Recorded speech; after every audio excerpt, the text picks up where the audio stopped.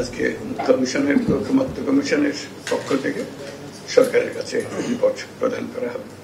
এটা গুরুত্বপূর্ণ বৈশিষ্ট্য, বিশিষ্ট দিন জাতির ইতিহাসে।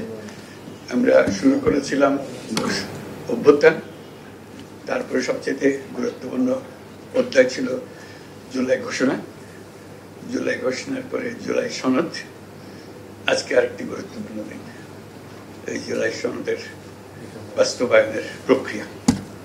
এটা খুব গুরুত্বপূর্ণ একটা বিষয়। আমরা এটা ঐতিহাসিক পরিবর্তন।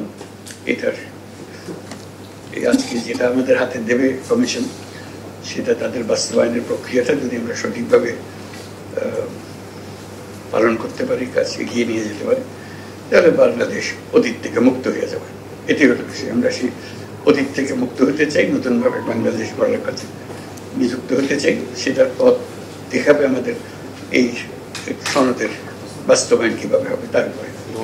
আমি প্রফেসর আলী রিয়াজ এবং কমিশনের মেম্বার সবাইকে শুরুতে ধন্যবাদ জানিয়ে রাখছি, এটা এই ঐতিহাসিক দিনটা সূত্রপাত করার জন্য, ঐতিহাসিক দিনটাকে বাস্তবে নিয়ে আসার জন্য, এবং তাদের এই পরিশ্রমের দীর্ঘ পরিশ্রমের ফসল হিসেবে আজকে সেই সনদটা আমরা সনদের বাস্তবায়ন প্রক্রিয়া সম্বন্ধে আমরা জানতে পারবো, সেটা নিয়ে আমরা আলাপ করবো।